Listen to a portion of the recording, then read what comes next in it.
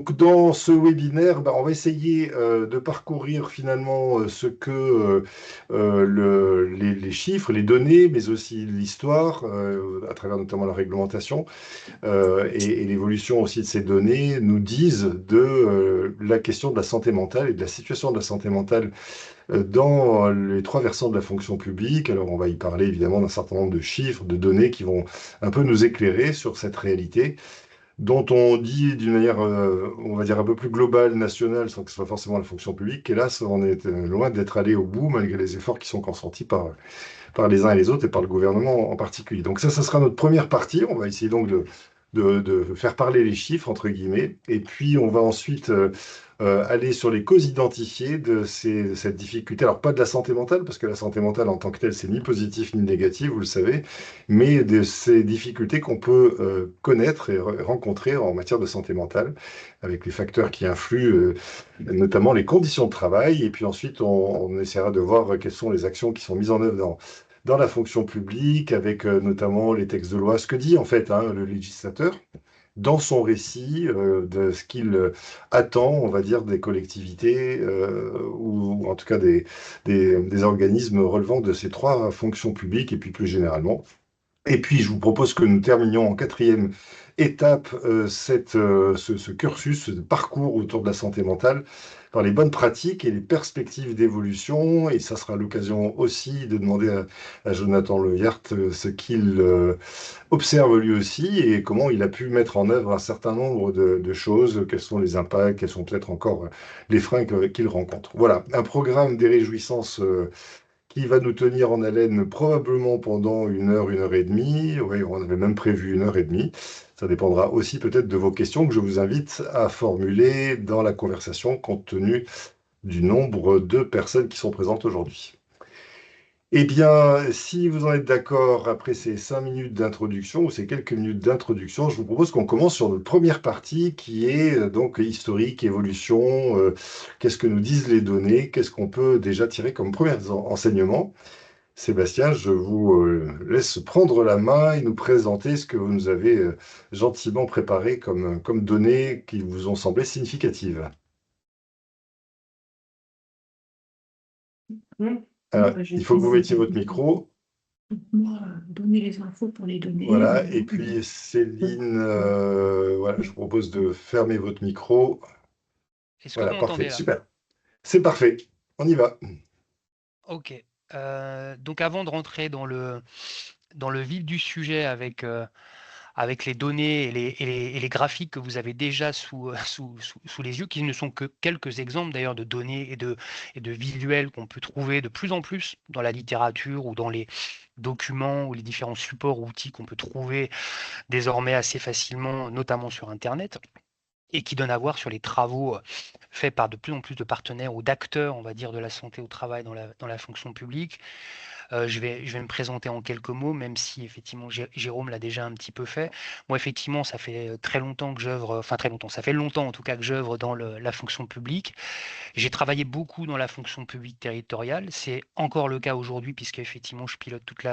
la démarche qualité de vie, conditions de travail à la ville de Marseille, pour la ville de Marseille, qui elle-même, depuis quelques années, est entrée dans une dynamique de changement extrêmement profond, à l'intérieur duquel, effectivement, et dans la stratégie RH en particulier, la qualité de vie et les conditions de travail, et notamment la prévention des risques psychosociaux, et donc la santé mentale, a une place non négligeable, en tout cas de plus en plus importante, à la fois par rapport aux besoins qu'on a pu trouver à la suite d'un diagnostic, mais aussi bien évidemment par rapport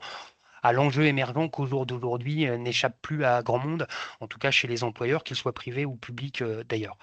Ça, c'est ma fonction principale, mais effectivement, et c'est à ce titre-là que je suis davantage ici. C'est en tant que président de l'Observatoire des RPS dans la fonction publique, qui est une association, hein, tout ce qu'il y a de plus traditionnel, loi 1901, comme on dit, qui s'est créé il y a quelques années maintenant, 3 ou 4 ans maintenant, à l'intérieur duquel on est un certain nombre d'experts de la fonction publique sur différents champs disciplinaires qui nous permettent pour le coup d'avoir une approche assez complète, voire systémique, on le verra tout à l'heure, de la qualité de vie, des conditions de travail, notamment de la prévention, avec l'aspect sociologie du travail, psychologie clinicienne, bien évidemment aussi, sciences de gestion au sens large du terme, mais aussi pour la plupart d'entre nous qui sommes encore en fonction justement, et notamment managériale la plupart du temps, soit sur des projets qui a trait aux conditions de travail, soit aussi sur des grosses structures qui œuvrent et qui travaillent sur ces politiques-là, et notamment pour essayer de faire prendre conscience et essayer de concrétiser, c'est parce que c'est quand même ça le plus important, de plus en plus de choses qui seraient autant de réponses concrètes, organisationnelles, humaines aussi. On en parle souvent, mais c'est souvent un mot galvaudé. En tout cas, de plus en plus, dans la réalité et le vécu des agents parfois, pour essayer effectivement d'apporter des réponses très très concrètes à, sinon une dégradation des conditions de travail, en tout cas un environnement global, institutionnel, qui n'est pas forcément des plus heureux, ou en tout cas sur lequel un certain nombre de réalités s'imposent à nous, en tout cas peuvent nous interroger, voire nous inquiéter. Voilà, Jonathan, donc j'en profite pour vous poser immédiatement une question. Cette association, on peut la rejoindre? Comment ça se passe? oui, alors c'est vrai que ça renvoie à l'idée qu'on n'est encore qu'une petite structure, en tout cas assez bénévole, en tout cas qui ne repose que sur les bénévoles, qui a vocation à essayer de participer de peu ou prou aux travaux, à l'acculturation, surtout des risques psychosociaux et de la santé mentale dans la fonction publique. On la rejoint pas, ça ne saurait tarder, mais on ne peut pas la rejoindre, j'ai envie de dire, comme on le fait dans des associations classiques en adhérant ou en payant une cotisation, etc. C'est la prochaine étape de notre structuration parce qu'effectivement, ça implique derrière de pouvoir être plus efficace sur certaines choses ou aller peut-être ou avoir un poids peut-être plus important, en tout cas on l'espère, dans le paysage institutionnel. Donc on ne peut pas la rejoindre. En revanche, sur LinkedIn, on peut tout à fait suivre la page sur laquelle très très régulièrement on inscrit, on produit un certain nombre de travaux, notamment différents baromètres qu'on essaye, nous, d'appréhender un petit peu différemment ou en allant un tout petit peu plus loin sur faire parler les chiffres, vous l'avez un peu évoqué tout à l'heure, et ne pas se contenter, même si c'est tout à fait important et que c'est tout à fait même essentiel, le pilotage des données, on va le voir, pour essayer de voir comment on peut analyser ces données et surtout mettre en face sinon des réflexions, même parfois des actions très très concrètes, notamment de ce que peuvent faire les différents employeurs publics qu'on connaît assez bien, nous maintenant, pour être assez bien comment dire, représentés un petit peu partout sur tout le territoire pour pouvoir justement essayer d'apporter aussi des réponses très très concrètes, voire même remettre en question parfois un tout petit peu les idées reçues ou même un petit peu la littérature en la matière qui est très importante et d'ailleurs on s'appuie, on s'y réfère beaucoup, mais qui mériterait probablement au jour d'aujourd'hui d'être à nouveau, sinon réinterrogé. C'est un peu le cas dans pas mal de travaux de sciences de gestion, notamment de doctorants, de plus en plus, ce sujet est de plus en plus pris en compte ou traité par un certain nombre d'étudiants sur le sujet pour essayer d'aller un tout petit peu renouveler finalement un peu aussi nos modèles d'analyse des problématiques liées aux conditions de travail, en particulier dans la fonction publique, puisqu'on le verra peut-être, il y a évidemment un certain nombre de similitudes, mais aussi tout un tas de singularités qui impliquent effectivement de les traiter un tout petit peu différemment ou parfois d'apporter des réponses un petit peu différentes, en tout cas adaptées à des réalités du travail qui sont singulières. Alors, sous le vocable santé mentale, on entend des tas de choses. Là, on a beaucoup de référents handicap, mais pas que, parmi les parties prenantes. Donc, ça peut être aussi une orientation autour du handicap psychique, mais on parle également RPS, QVCT. On va voir tout à l'heure avec vous comment on peut faire un peu le tri. Et c'est vrai qu'on peut l'appréhender de différentes manières, mais en tout cas, vous avez décidé par les chiffres de commencer par le bien-être. Alors, qu'est-ce qu'on peut dire aujourd'hui sur l'état ou le ressenti de bien-être psychologique au sein de la fonction publique? Oui, alors c'est vrai que c'est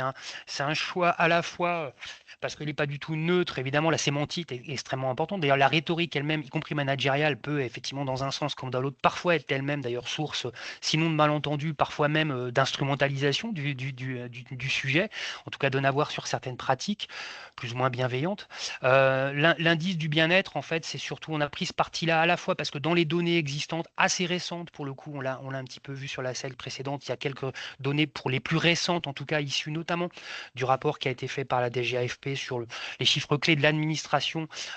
pour les trois versants de la fonction publique et qui permet, en s'appuyant sur un indice finalement, qui est un indice dit bien-être, qui n'est ni plus ni moins, même si c'est tout à fait important, c'est pas du tout péjoratif dans ma bouche, mais un indice tout à fait répondant à des modalités de calcul extrêmement précises, qui est un indice utilisé par l'OMS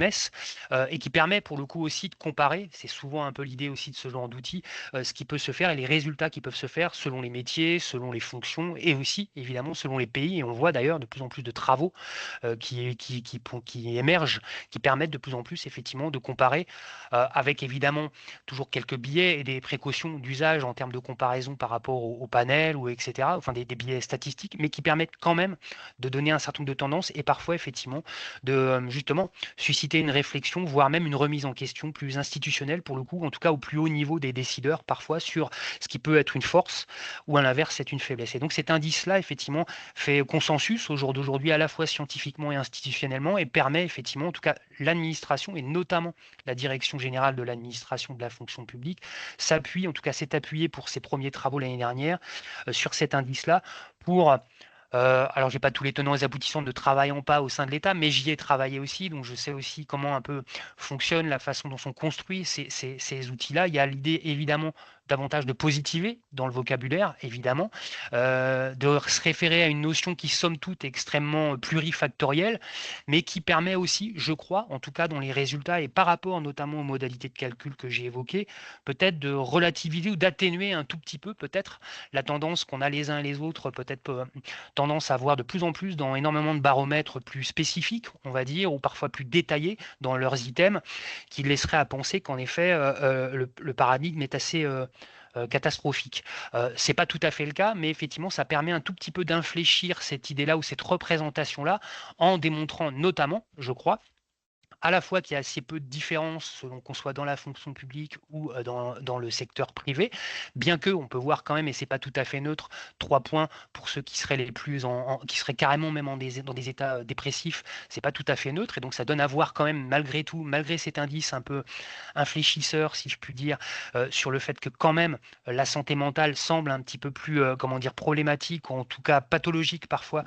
dans la fonction publique. Et ça permet aussi de relativiser, en tout cas de donner à voir sur une forme d'équilibre entre ceux qui sont en très bonne santé, en tout cas qui se disent en état de bien-être, ceux qui sont carrément effectivement en état de pathologie psychique, si on prend l'exemple de la dépression, il y en a d'autres évidemment, et ceux qui sont dans l'entre-deux, dans une forme d'équilibre où en effet il ne semble pas en tout cas y avoir de problématiques, comment dire, de maladie ou de mal-être suffisamment prononcées pour effectivement s'interroger ou remettre en question soit sa carrière, soit même être absent au travail plus ou moins durablement. Donc ça, c'était le premier prisme et c'était le premier indicateur qu'on a voulu donner, auquel on a voulu se référer. Il nous semble qu'il est celui qui permet, quand c'est la stratégie de certains employeurs, de relativiser un tout petit peu effectivement je dirais la dégradation quand même globale qu'on peut constater sur la santé mentale dans le travail, d'ailleurs, c'est valable d'ailleurs aussi dans le secteur privé. Et puis de l'autre côté, effectivement, on a aussi, tout en se référant toujours au même rapport, en tout cas au même document et aux mêmes données, été un tout petit peu plus loin en essayant de donner un tout petit panorama. Là aussi, ce n'est pas exhaustif, mais qui permet un tout petit peu de cibler, voire même sur le même axe, avec ceux qui seraient en état dépressif, ceux qui seraient en état de bien-être et ceux qui sont au milieu, selon les métiers ou selon les fonctions qui peuvent être les leurs. Et là aussi, ça donne à voir quand même sur ce qu'on sait déjà, surtout quand on est préventeur, sur l'aspect évidemment, comment dire, conditions de travail, ou en tout cas état physique, et risque professionnel plutôt d'ordre physique, exposition au risque chimique, etc., ou pénibilité, j'ai envie de dire physique, dont tout le monde s'accorde et sur laquelle là aussi on est assez au fait, en tout cas beaucoup plus mature sur leur analyse et peut-être aussi les réponses qu'on peut y apporter, beaucoup moins sur l'aspect pour le coup, comment dire, santé mentale. Et là, ça permet effectivement, sans que ça soit une référence ni une notion qui est couramment utilisée au jour d'aujourd'hui, ça donne à voir un petit peu, il nous semble, sur une forme de pénibilité psychosociale, là aussi, pour le coup, avec des effets davantage sur la santé mentale, ou en tout cas aussi sur la santé mentale. Les deux sont souvent assez indissociables ou étroitement liés sur certains métiers. Et là, on peut voir aussi un petit peu, en tout cas, s'interroger sur le fait que, y compris par rapport à certaines idées reçues aussi, certains métiers sont assez exposés, en tout cas semblent plus exposées que d'autres, et parfois, effectivement, certaines fonctions dont on pourrait penser qu'elles sont plutôt, sinon protégées complètement, en tout cas peut-être un peu moins exposées, eh ben, c'est pas tout à fait le cas. L'idée est plutôt d'essayer de comprendre pourquoi ça n'est pas le cas. Par exemple, sur des fonctions administratives, d'employés administratifs qu'on pourrait penser somme toute assez neutre sur ce plan-là, en tout cas, il y a une charge psychosociale suffisamment importante pour qu'en effet, la question se pose sur ces métiers-là, et surtout pourquoi, en effet, sur ces métiers-là, il semble y avoir effectivement des problématiques psychosociales et des effets dégradés sur la santé mentale sur ces métiers-là, davantage par exemple que sur la police ou sur des fonctions militaires ou pompiers, où on pourrait penser notamment l'aspect physique, mais où sur l'aspect, et on le devine assez facilement, sur l'aspect santé mentale, il y a aussi, notamment sur les enjeux et les mécanismes liés au stress, y compris post-traumatique, il y a des vrais sujets qui pourraient se poser de manière davantage un peu plus exacerbée, en tout cas dont on pourrait penser que les effets sont suffisamment impactants pour que pour le coup ça se traduise notamment dans ce genre de chiffres davantage sur ces métiers-là que sur les métiers administratifs. C'est peut-être la question aussi du sens qui vient nous donner une indication. Alors après, c'est un peu facile de faire à travers uniquement ces chiffres des réponses toutes faites, mais voilà, c'est vrai que policiers, militaires, pompiers, on peut se dire qu'ils ont une zone de stress plus importante compte tenu de l'exercice de leur métier, et pourtant, ça a l'air d'être en moyenne ceux qui s'en sortent plutôt mieux. Donc l'action, comme les ouvriers d'ailleurs, sont peut-être est peut-être un des ingrédients de la santé mentale, visiblement. Alors, d'ailleurs, on le verra probablement un petit peu en filigrane par la suite, mais effectivement, on sait assez couramment, et je pense qu'intuitivement ou même empiriquement, un certain nombre d'entre nous qui ont pu manager des équipes ou qui sont en proie en tout cas à ces sujets-là, savent qu'en effet, par ailleurs, quand bien même il y a un métier avec des missions particulières ou dont la nature, évidemment, vous expose davantage à certains risques psychosociaux que d'autres, l'aspect notamment, comment dire, évidemment, le sens au travail, en tout cas, comment dire, l'idée de comment dire, d'intérêt général, être au service de l'autre, d'être en lien avec les autres. Le métier du médico-social est particulièrement révélateur sur ce plan-là. L'idée de soigner, l'idée effectivement d'être utile est particulièrement prégnant, fort et souvent incarné dans ces métiers-là, où en effet il s'agit aussi beaucoup quand même, je ne vais pas parler de sécurité, mais parfois de vie ou de mort. Donc on est sur des enjeux malgré tout qui sont, comment dire, de manière un peu, si je puis m'exprimer ainsi, un peu transcendante, qui sont d'une puissance quand même extrêmement forte et protecteur sur ce plan-là. Et puis il y a aussi l'idée du fonctionnement collectif, ou je dirais de la culture de ces métiers-là, où l'esprit de solidarité, l'esprit de soutien social, que ça soit par rapport à la hiérarchie comme entre collègues, est souvent assez prononcé et permet non pas probablement de vous immuniser, mais on permet un petit peu là aussi d'atténuer parfois, là, en effet, les aspects stress dont vous avez pu parler tout à l'heure, du quotidien, et joue un rôle assez fondamental pour un petit peu effectivement refaire descendre la pression, si je puis dire, à la fois au sein des collectifs concernés, mais aussi à l'intérieur même de l'esprit des individus qui en font partie. Ok, je vous propose donc qu'on avance un petit peu plus sur ces données, si vous êtes d'accord, Ouais. avec la slide suivante, voilà, qui s'affiche. Oui, alors là aussi, c'était tout en s'appuyant sur des données, des outils relativement récents. Alors ça date de 2023. Bon, il se trouve qu'à l'époque, j'étais non pas à la ville de Marseille, mais au ministère de l'écologie, donc j'y ai travaillé, puisque ça part d'une initiative qui a été lancée dans une mission très transversale qui s'appelait Fonction publique plus, et qui a été le plus grand, ça l'est encore d'ailleurs à ce stade-là, le plus grand baromètre à l'échelle de la fonction publique sociale, sur laquelle il y avait différents enjeux, différents axes, différents items qui avaient été posés à tout un panel de fonctionnaires tout versant confondu, et qui a été rempli par plus de 100 000 agents, donc qui est extrêmement représentatif. En tout cas, à ce jour, c'est celui qui est le plus représentatif, en tout cas quantitativement. Évidemment, dans la façon dont il a élaboré, il reste comment dire, des angles morts, mais il était relativement, sur le plan quantitatif, extrêmement représentatif, et a permis, pour le coup, effectivement, de faire émerger un certain nombre de données, en tout cas de résultats quantitatifs, dont on va essayer intuitivement de dérouler certains éléments d'analyse. Moi, je me suis focalisé un petit peu parce que ça tourne beaucoup sur la santé mentale, et c'était un enjeu extrêmement important de ce baromètre-là. Il y avait une forme de transparence à l'idée de, j'ai presque envie de dire, de regarder enfin en face peut-être une partie de la souffrance d'un certain nombre d'agents, donc qu'on devinait, qu'on entendait, y compris parfois de manière extrêmement vindicative, hein, mais dont parfois on se contentait soit de la mettre sous le tapis, soit de la minimiser ce qu'on fait encore d'ailleurs encore un peu parfois dans les organisations d'ailleurs. Et donc c'était à la fois risqué, mais c'était tout à fait important dans l'idée effectivement de savoir de manière un peu plus exhaustive, mais surtout un peu plus qualitative, quelles sont les attentes des agents et quels sont effectivement les ressentis et les vécus des agents tels qu'ils pouvaient être formulés. Et j'ai retenu surtout cet indicateur-là sur l'idée que si on leur demandait, eux, effectivement, quels étaient les enjeux et les leviers sur lesquels il leur faudrait agir pour essayer d'améliorer leurs conditions de travail ou leur environnement de travail, d'ailleurs au sens large du terme, et pas uniquement psychosocial, quels étaient les sujets qui leur semblaient les plus importants et prioritaires qui devaient être menés par leurs employeurs respectifs. Et donc là, effectivement, c'était extrêmement révélateur quand même, de mon point de vue, en tout cas si on prend le graphique et par rapport au nombre que ça peut constituer statistiquement parlant, on avait beaucoup de choses qui tournaient et avant toute chose autour à la fois effectivement de l'épuisement professionnel, des risques psychosociaux, de la santé mentale, tout ça n'étant pas un tout, mais étant quand même une forme de, comment dire, articulable et extrêmement lié, ça donnait à voir sur l'idée quand même que assez nettement ressortait l'enjeu de la santé mentale, en tout cas de se sentir parfois effectivement en mal-être sur ce plan-là et que l'employeur devait, et les conditions de travail, selon eux et empiriquement, y participaient grandement. Et donc, ça devait être une priorité de la politique d'ailleurs RH tout entière et pas uniquement d'ailleurs qualité de vie au travail. C'est un petit peu passé, de mon point de vue, hein, là aussi, y compris en tant que territorial, désormais sous les radars. Je crois que ça arrange certains employeurs parfois et aussi,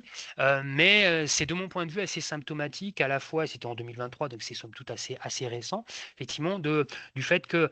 clairement cet enjeu s'impose à nous en tant qu'employeurs, mais de toute façon et très clairement et parfois de manière très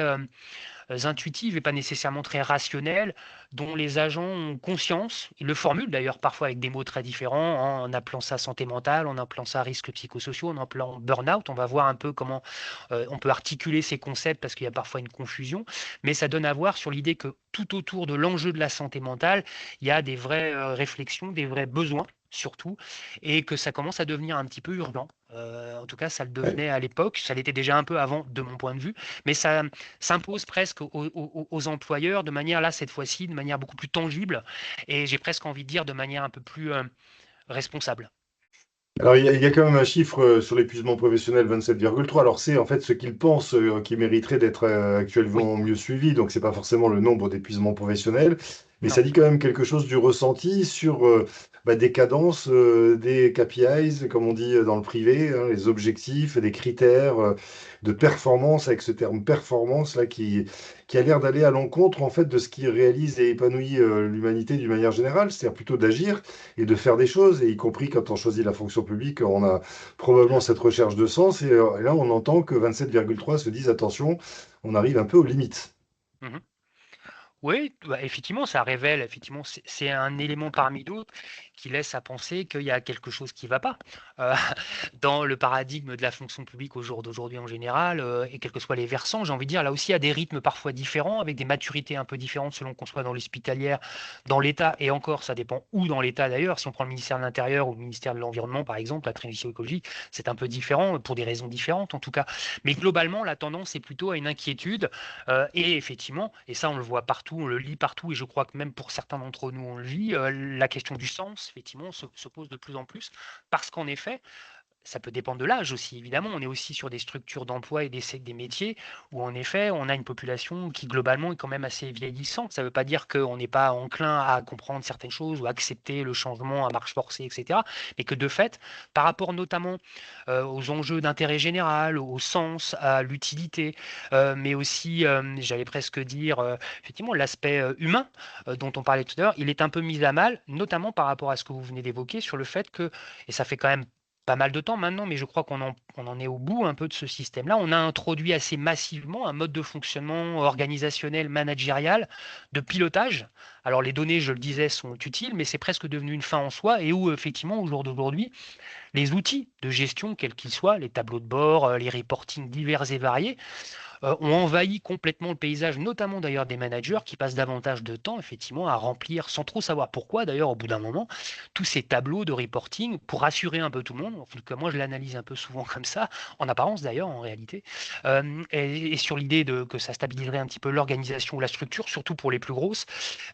tout en effectivement, du coup, mécaniquement s'éloignant un peu de ce qu'on appelle le travail réel, l'activité des agents, qui n'a pas vocation à être réduite et à se réduire, et tant mieux, aux cellules des tableurs Excel. Absolument. Donc, on voit bien là-dessus qu'on aborde déjà maintenant un phénomène quasi systémique hein, d'une pensée, entre guillemets, d'une productivité, d'une performance, pour pas dire voilà, d'une action dans laquelle on se réaliserait si on faisait toujours plus, alors que finalement, c'est pas le cas. Alors maintenant, attention, on pose la question, qu'est-ce qui mériterait d'être suivi? Donc ça ne veut pas dire qu'il y a autant de problématiques, et les chiffres tout à l'heure sont là aussi pour le rappeler, puisqu'il y a quand même pas mal de gens qui s'épanouissent, et tant mieux, et c'est-à-dire qu'ils Absolument. trouvent un alignement Heureusement. finalement par rapport à leur métier. Alors comment ça se répartit ensuite entre privé, public, hommes, femmes? Est-ce qu'on a des tendances particulières? Je propose qu'on regarde la slide suivante Oui, puis que alors vous puissiez nous en faire un commentaire. oui, là, c'est autant par rapport à l'idée d'aller un tout petit peu plus loin peut-être dans la répartition, parce qu'en effet, je ne l'ai pas forcément évoqué, mais effectivement, il y a, là pour le coup, même si c'est une tendance qui participe pleinement, en tout cas, je le souhaite, et c'est comme ça qu'on l'appréhende à la ville de Marseille, l'égalité professionnelle, l'égalité homme-femme est une dimension à part entière, d'ailleurs, de l'amélioration des conditions de travail, et il y a beaucoup de chemin à faire encore, même si on évolue et on progresse. Euh, mais effectivement, si on parle de l'exposition à certains types de risques professionnels, et notamment les risques psychosociaux et la dégradation, notamment de la manière dont ça se traduit parfois dans, je dirais, les troubles psychosociaux, c'est un peu différent selon qu'on soit un homme, une femme, selon l'âge qu'on peut avoir. Effectivement, ce sont des caractéristiques, en tout cas des critères qu'il est important effectivement d'étudier ou d'analyser aussi en détail pour parfois mieux identifier les réponses qu'on peut apporter en face pour les traiter. Et là, effectivement, c'est l'extraction là aussi d'un outil assez récent qui est produit chaque année, qui est issu effectivement de France Santé, enfin Santé publique France, qui travaille sur la santé publique en général et qui commence effectivement à investiguer et notamment à produire ce genre d'analyse sur aussi effectivement la santé au travail, puisque là aussi, notamment par rapport aux enjeux d'égalité, mais aussi d'équilibre vie professionnelle, personnelle, etc., les deux frontières, enfin, il n'y a plus vraiment de frontières, si tant est que d'ailleurs il y en ait une, mais il y en a encore moins qu'avant, entre effectivement la sphère privée et la sphère publique, notamment avec les questions de télétravail, etc. Mais de fait, effectivement, les effets, en tout cas, que peuvent produire certains risques professionnels, risques psychosociaux, ne sont pas les mêmes selon qu'on soit un homme et une femme, par exemple. Mais dans cet extrait-là, effectivement, on peut le voir d'ailleurs, on peut le voir aussi entre les fonctionnaires et une fois encore par rapport au secteur privé, par exemple, notamment si on prend l'exemple de l'épisode dépressif, puisque là aussi on est sur une pathologie bien particulière, où la dimension subjective, les capacités, comment dire, socio-économiques, mais aussi, comment dire, l'environnement socio-économique en général et même familial parfois peut jouer un rôle évidemment, donc il ne faut pas tout à fait le neutraliser, en tout cas l'exclure de la réflexion, mais de fait effectivement il y a un vrai sujet et ce genre d'outils permet aussi d'aller un peu plus loin dans ce détail-là et aussi, ce qui n'est pas complètement neutre et c'est pour ça aussi que je l'ai un petit peu choisi, c'est un document qui permet de sortir des statistiques sur notamment les maladies psychologiques, les différents troubles psychosociaux, que ce soit l'épisode dépressif dont on parle là, mais parfois effectivement syndrome d'épuisement professionnel, etc. Et pourquoi c'est important? Parce qu'au jour d'aujourd'hui, notamment, même si ça évolue, et peut-être que c'est le sens de l'histoire d'ailleurs d'une certaine manière, euh, les pathologies psychiques ne sont pas reconnues en maladie professionnelle. Ou quand c'est le cas, effectivement, c'est un parcours du combattant sur laquelle, qui passe bien souvent d'ailleurs par effectivement, soit effectivement au conseil médical, mais aussi et surtout parfois, malheureusement, enfin malheureusement, il y a deux faces de la même médaille, mais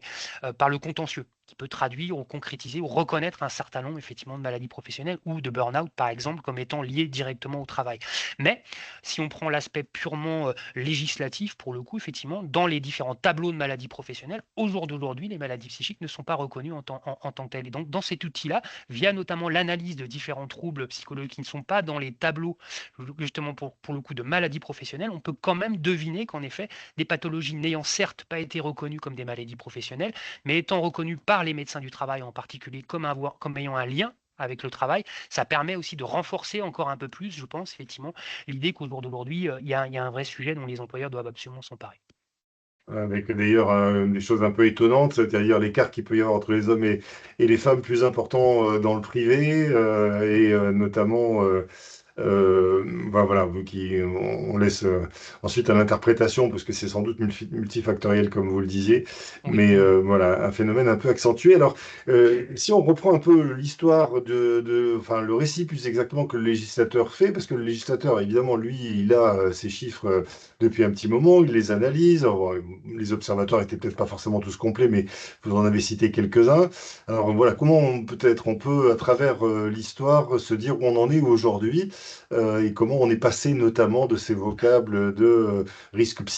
psychosociaux, qualité de vie au travail, qualité de vie Ouais. et conditions de travail, à travers les prises de conscience collectives et publiques. Bah, c'est vrai que je vous ai mis ça un peu sur une frise qui est pas hyper lisible, d'ailleurs je m'en aperçois un peu trop tard, mais effectivement qui donne à voir surtout sur ce qu'on a nous on considère comme étant les 4 phases principales finalement un peu justement d'évolution. Alors certes législative et ça se construit souvent comme ça en France culturellement, notamment sur l'aspect réglementaire, on est très friand de normes quelles qu'elles soient et c'est important, hein, l'enjeu de conformité est pas du tout neutre et c'est même parfois un axe d'entrée pour pouvoir traiter de la question en particulier sur l'angle juridique chez les employeurs. Mais effectivement, il est somme toute assez, en tout cas cette question-là, notamment de la santé mentale en filigrane, est assez récente à l'échelle, dans le secteur public davantage que dans le secteur privé, notamment parce qu'effectivement, structurellement, le paysage institutionnel, via notamment d'ailleurs un ministère du Travail, etc., s'est structuré il y a plus de 25 ans maintenant pour le secteur privé, là où pour le secteur public, il n'a commencé véritablement à la fois à s'organiser et surtout à commencer à traiter de ce sujet-là que 10 ou 15 ans plus tard, c'est-à-dire à l'aune des années 2010, on a commencé à se dire, là, il y a un vrai sujet de la prévention des risques psychosociaux et notamment de la dégradation de la santé mentale. Et donc, on a commencé à légiférer via différents textes, avec différentes forces contraignantes, mais sur lesquelles quelques obligations commençaient, pour le coup, à être formulées comme étant des choses à suivre et à respecter chez les employeurs publics, territoriaux, mais aussi État. Et de fait, et là, pour des questions très pragmatiques, dans l'hospitalière, c'était déjà un peu le cas parce que, de fait, on avait déjà commencé depuis quelques années un très grand changement majeur de paradigme, là encore, avec comment dire, la facturation du soin à l'acte, etc. Enfin, tout un tas de dimensions structurelles organisationnelles qui ont fondamentalement changé le fonctionnement, j'allais presque dire même l'esprit de l'hôpital public en particulier, qui se sont traduits notamment par l'introduction du New Public Management, hein, les indicateurs, combien ça coûte, combien de chambres, on calcule, on rationalise. L'aspect humain extrêmement lié, de fait, à la profession, en tout cas pour la partie soins et pas administrative, a complètement explosé en vol et derrière a généré effectivement de très grands mal-être, de très grands dysfonctionnements. Et de fait, la question de comment on fait face à non seulement à cet absentéisme,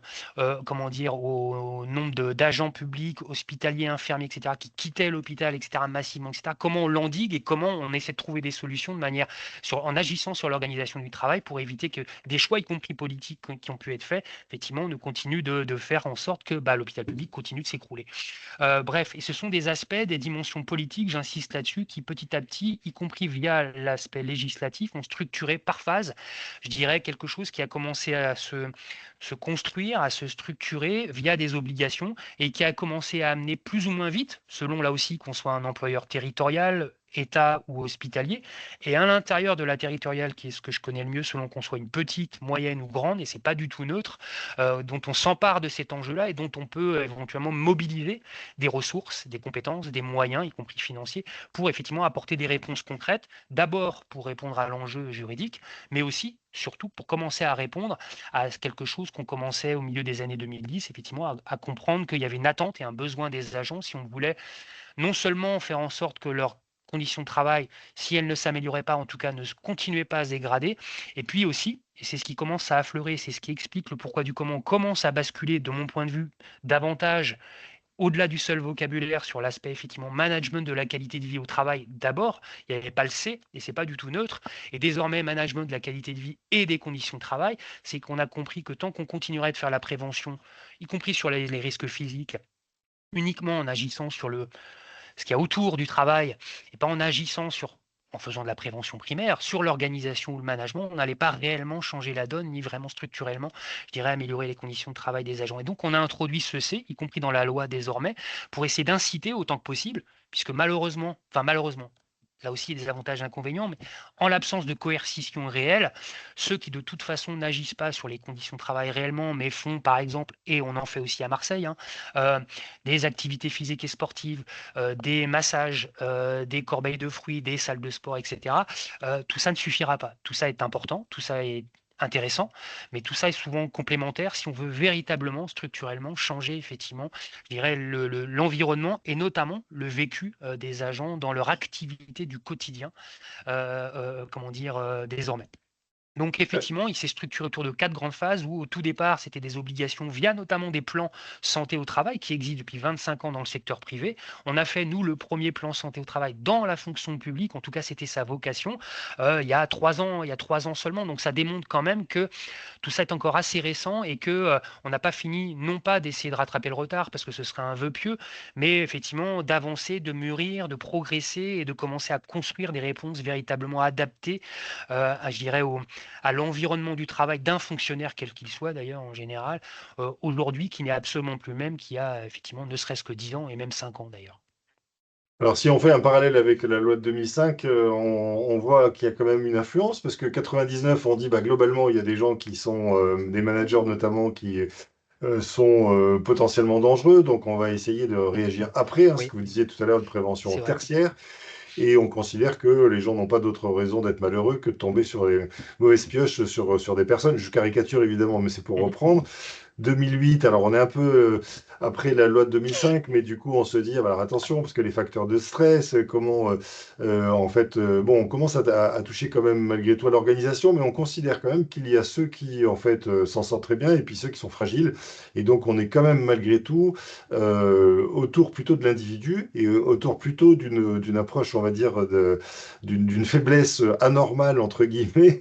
de certains, pour finalement mettre un peu de temps et voir qu'à partir de 2010, de 2010 pardon, on commence à être clairement davantage sur des facteurs organisationnels. Donc il y a bien une évolution, on va dire, hein, de la compréhension qu'on a sur ce qui bah, constitue des souffrances au travail, avec un risque qui commence à identifier bah, qu'il y a probablement un environnement dans lequel il va falloir qu'on travaille un peu. Et puis on se retrouve ensuite depuis 2010, très clairement, avec la question du management, par exemple, la question de l'organisation du travail que vous évoquiez tout à l'heure, mais aussi la question de la place que chacun occupe et que chacun est capable de prendre, avec y compris des lois un peu coercitives pour ceux qui ne l'auraient pas encore entendu ou les institutions qui ne l'auraient pas entendu. Et on va peut-être regarder maintenant dans la slide suivante, justement, ce que dans la fonction publique, il y a eu comme dispositions qui ont été Ouais. prises pour dire attention, là, vous êtes devenu hors jeu. Ouais, beh, vous avez tout à fait raison de souligner le fait qu'effectivement, au travers ces différentes phases, parce que finalement, c'est un peu là aussi la partie émergée de l'iceberg, on a différentes législations qui traduisent une évolution de la culturation, de la maturité et parfois aussi de la vision, y compris des décideurs politiques sur le sujet, sur les besoins du terrain. Il y a effectivement parallèlement, et c'est ce qui explique notamment qu'à l'aune des années 2010, on a commencé vraiment aussi à le traduire dans la loi, les aspects euh, facteurs organisationnels et humains, et qui sont ni plus ni moins, même si c'est très complexe scientifiquement en réalité, y compris sur le terrain encore davantage, euh, qui repose sur les facteurs du fameux rapport Golac, hein, les facteurs de risques psychosociaux, les 6 facteurs, les 6 grandes catégories de facteurs. Et c'est à l'aune de ces travaux-là et c'est ce rapport qui a aussi beaucoup déclenché certaines choses et qui a commencé aussi à générer derrière énormément de recherches sur ce sujet-là, en tout cas sur le risque psychosocial, qui petit à petit sont venus aussi étayer aussi des choses relativement empiriques et assez peu, comment dire, éprouvés scientifiquement, avec des modèles d'analyse, avec des travaux scientifiques éprouvés qu'on a mis en œuvre aussi sur le terrain pour en mesurer les vrais effets et les vérifier aussi d'une certaine manière à l'aune de recherche action chez certains employeurs en particulier, et qui a démontré en effet toute sa cohérence et sa pertinence. Et c'est ce qui a amené petit à petit aussi le législateur à aller encore davantage sur l'évolution, le champ et les orientations aussi, parfois auxquelles il nous enjoignait de manière de plus en plus coercitive à suivre, en tout cas les enjeux et les leviers sur lesquels il fallait agir véritablement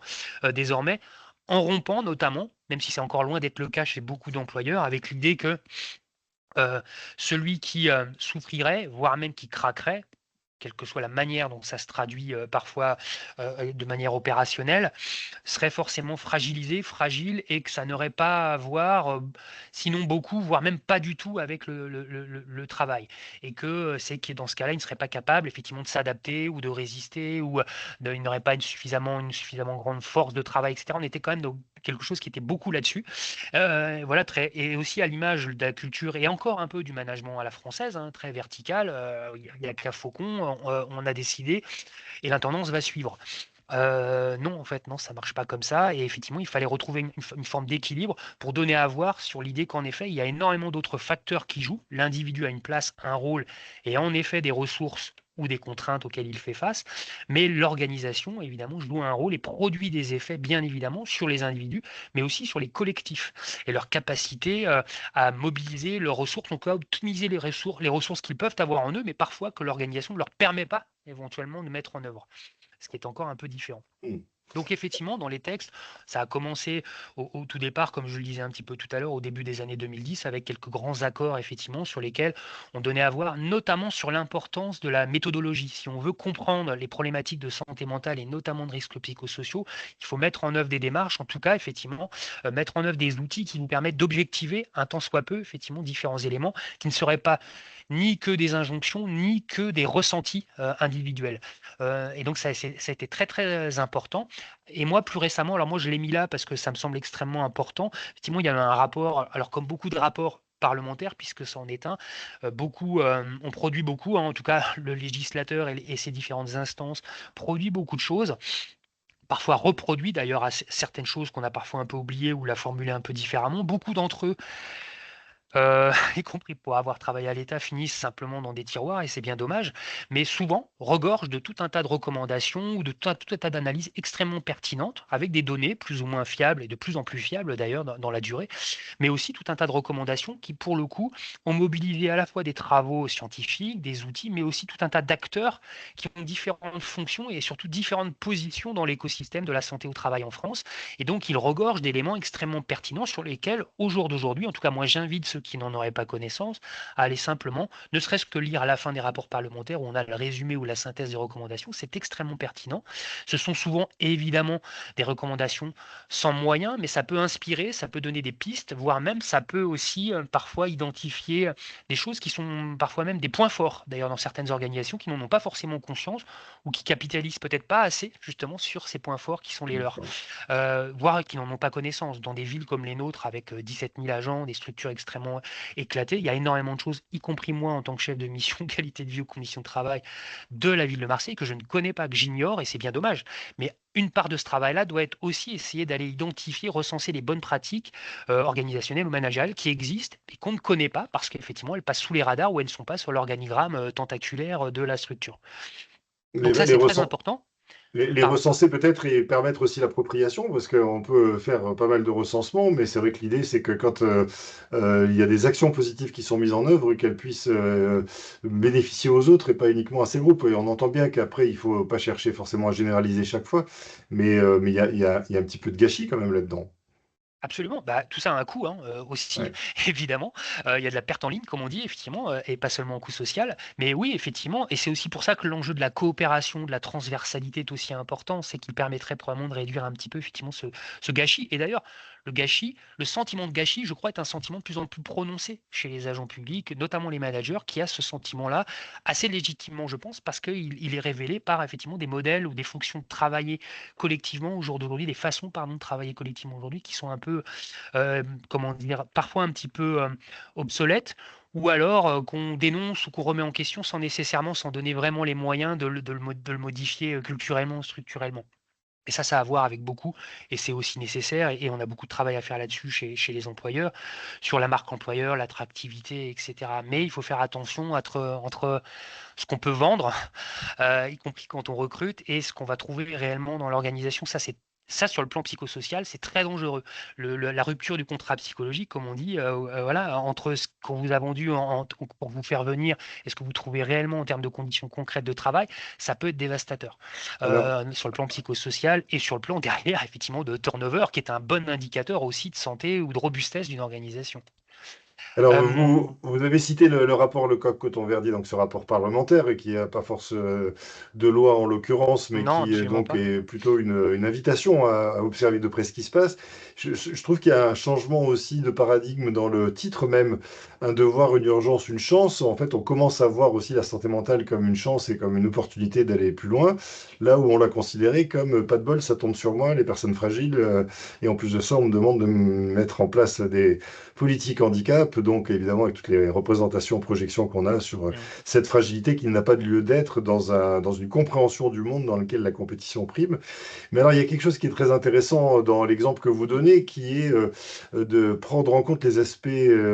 santé au travail, qualité de vie au travail, dans les projets de transformation concernant la fonction publique. Objectivement, on en est où de ça? Alors objectivement, ça va forcément être un peu subjectif parce que c'est forcément entre mon expérience, ce que j'entends, ce que je lis, ce que je partage avec d'autres collègues qui le vivent ailleurs, ou ce que je peux en voir ici ou que j'ai pu voir par le passé, et ce que je lis notamment dans les orientations qu'on vient d'évoquer, où il est beaucoup question, et d'ailleurs on l'a vu, ne serait-ce que sur le plan institutionnel, on a été longtemps ministère de la fonction publique, on a fini par ne plus être un ministère de plein droit, on a été un ministère non pas de la fonction publique, mais d'abord de la transformation et de la fonction publique. Alors on a changé le nom, mais comment en effet tout ça a infusé ou a été organisé pour qu'en effet ça puisse véritablement, comment dire, être le cas et pas uniquement au service d'une modernisation, comment dire, effrénée, mais effectivement en s'appuyant sur la nécessité de concilier les conditions de travail et un besoin probablement de performance. Alors c'est parfois un gros mot, mais en tout cas d'une plus grande efficacité ou d'efficience, ce qui n'est pas tout à fait la même chose. Et c'est tout à fait conciliable, mais en effet, ça implique beaucoup d'efforts et ça implique un gros travail sur le terrain, dans la traduction, dans la manière dont vous accompagnez le changement, les transformations, de la plus modeste à la plus ambitieuse. Au jour d'aujourd'hui, effectivement, on affirme souvent de manière un peu up-down des transformations qu'on va changer ou un organigramme, etc. et qui va nécessairement infuser naturellement et qui est décrété au plus haut niveau. Si en effet, vous ne l'avez pas fait de manière participative, et on sait à quel point aujourd'hui c'est un principe essentiel, en associant, non pas surtout évidemment, mais à minima,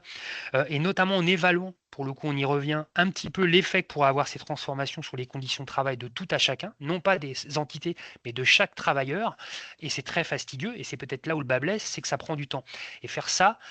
c'est pourtant essentiel, et c'est plutôt un investissement pour que dans la durée, en effet, cette transformation soit comprise, voire même idéalement que les agents puissent adhérer à ces transformations, à ce changement-là, parce qu'ils la comprennent et parce qu'ils ont été partie prenante. Or, et là je vais le dire comme je le pense,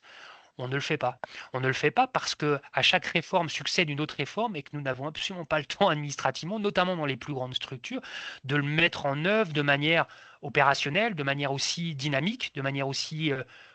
concertée, ne serait-ce que concertée, et encore moins co-constructive. Or, c'est ce qu'on appelle de nos voeux et qui serait idéalement à mettre en œuvre. Mais aujourd'hui, on n'a clairement pas les moyens, et quand je dis moyens, c'est surtout le temps, de mettre en œuvre les techniques et les outils qui nous permettent de le faire de cette manière-là, de manière à ce que les gens, en effet, évidemment, il y a toujours des gens qui restent sur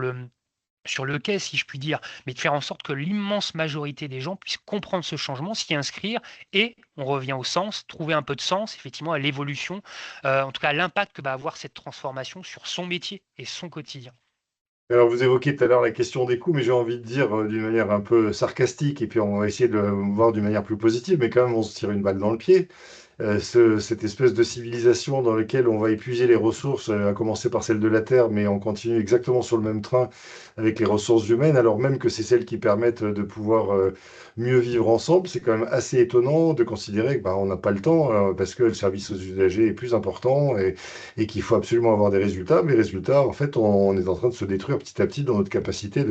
justement de participation. Voilà, alors, si on est un peu plus positif, on va dire comme Olivier Avant, que je vous conseille d'écouter et de lire, qui est un biologiste et qui a travaillé sur le vivant pour essayer de comprendre si les stratégies qui étaient mises en œuvre par notre humanité étaient semblables à celles du vivant. Bah, pas du tout, en fait. Le vivant, il s'organise pour être robuste, pour durer. durée, et pas du tout pour être dans la logique de performance. Il y a une logique de protection également qui lui permet de garantir aussi longtemps que possible ses ressources et de trouver ensuite d'autres astuces, notamment par des partenariats. Et dans ses dernières interventions, il dit on n'a plus le temps d'être pessimiste aujourd'hui. Donc peut-être qu'effectivement, on est arrivé tellement loin qu'aujourd'hui, on va considérer aujourd'hui les ressources humaines comme une véritable ressource qu'il faut protéger, privilégier. Je ne sais pas ce que vous en pensez, Jonathan. Alors, il y a là, comme souvent, comme un fonctionnaire en général d'ailleurs, que je suis, mais que nos, nos participants sont aussi pour la plupart, on est toujours un peu tiraillé, notamment dans les questions qu'on vient d'évoquer, mais vous l'avez dit en filigrane sur la question, d'autres questions plus existentielles finalement, euh, entre les obligations statutaires, entre notre fonction, notre responsabilité, mais aussi notre conscience de citoyen. Oui, clairement, on est, en tout cas de mon point de vue, et là c'est davantage effectivement, même si c'est très en lien avec les différentes fonctions qui ont été les miennes, mais aussi pour le coup dans la durée de l'évolution, cette tendance-là que j'ai pu voir parfois à certains modes accélérés. Moi j'ai connu dans les années 2000, début des années 2000, effectivement, RGPP, c'était un carnage. C'était un carnage. D'ailleurs, je pense qu'on en paye encore le prix. Moi, j'ai l'impression que peut-être même on est à nouveau rentré dans une phase où on va probablement, on reprend, voire on accélère à nouveau ce changement-là, fort notamment d'un départ à la retraite massive de beaucoup d'agents qu'on ne remplacera pas, etc. Ça m'inquiète beaucoup. Et philosophiquement et culturellement, je pense qu'en effet, on est de plus en plus, et j'espère me tromper, hein, vers aussi des décideurs, y compris dans la haute fonction publique, qui en effet voient les agents comme des ressources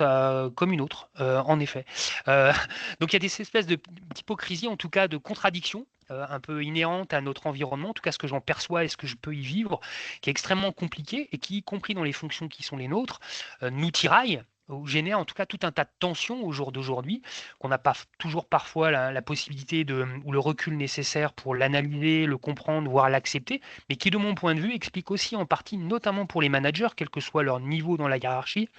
entre le marteau et l'enclume, entre guillemets, fait que on doit un peu choisir, non pas entre la peste et le choléra, mais quand même se sentir extrêmement impuissant, voire même limité dans nos marges de manœuvre quant à ce qu'on pourrait véritablement, je dirais, produire de bénéfiques, je dirais, pour l'aspect humain des choses. Alors on parle beaucoup de coopération, je trouve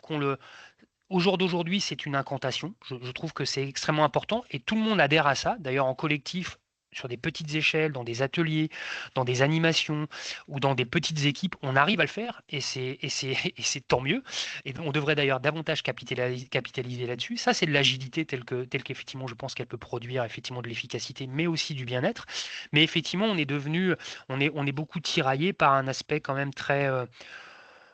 bureaucratique. On ne va pas le nier, la bureaucratie est là, elle produit des effets aussi. Et évidemment, sur le plan humain, dans la manière dont on peut réussir à être cohérent, finalement, il s'agit de ça, je pense, aligné entre ce qu'on peut penser, dire et faire,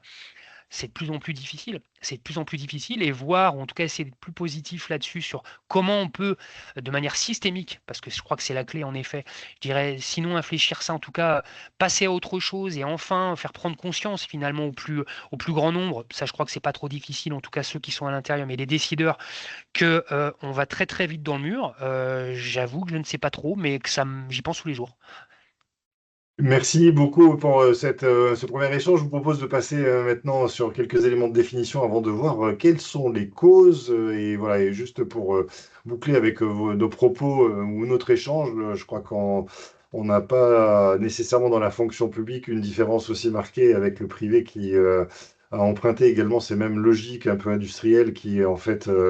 laissent supposer qu'on est